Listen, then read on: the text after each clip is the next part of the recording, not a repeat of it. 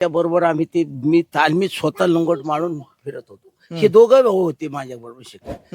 पण हा शनी एक नंबरचा चला खेळणारा सुनूक त्यो जरा आमच्या समध्या 50-100 एक पोर असेल त्यांच्या समध्यात गडी बारीक पण खेळाया गुलाब एकदम चांगला खेळणारा टेजबाज खेळणारा.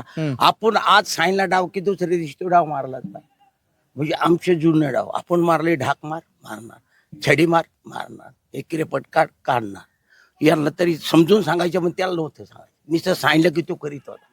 मग असं करता करता करता करता 3 वर्ष राहिला. 3 वर्षांनी तो मला बी तगडा पडला. मी जरा कमजोर झालो. बापरे 3 वर्षात 3 वर्षात तो मला तगडा पडला. मग तो तगडा पडल्याच्या नंतर काय केलं मी त्याच्या वडिलांना बोलवून घेतलं. त्याच्या वडिलांना बोलवून घेतलं. म्हणलं आपण आप्पा भोंडवे त्यांच्या तालमीत पाठवू जनता राजा.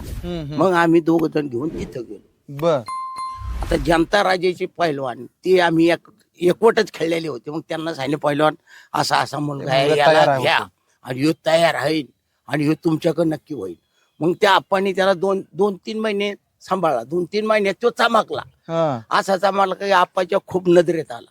मग आप्पांनी त्याला दत्तक घेतलं. समजा खाणं पिणं मग समजा याम बेम कोच बीच समजा आप्पांनी लक्ष टाकलं. मग त्याने आप्पांनी लक्ष टाकता टाकता मग तो नंतर अशा पडदा चालू झाल्याच्या नंतर आप्पांनी त्याला फार बाहेर पाठवलं. मग आज बाहेर पाठवल्यामुळे ते गोल्ड मेडल मिळालं. पण आम्हाला खूप आनंद झाला. आम्ही वस्ताद आम्ही मास्तर आम्ही कोच असल्यामुळं आम्हाला खूप त्याचा अभिमान वाटला. अभिमान आहे खूप लय मोठे गोष्ट बी झाली. आणि आमच्या तालमीचं आमच्या लोहगाव रायबा तालीम त्याच्यात मोठं नाव कमवलं. आणि आम्हाला वस्ताद होते रंगनाथ भोलू मोचे म्हणजे आमचे वस्ताद.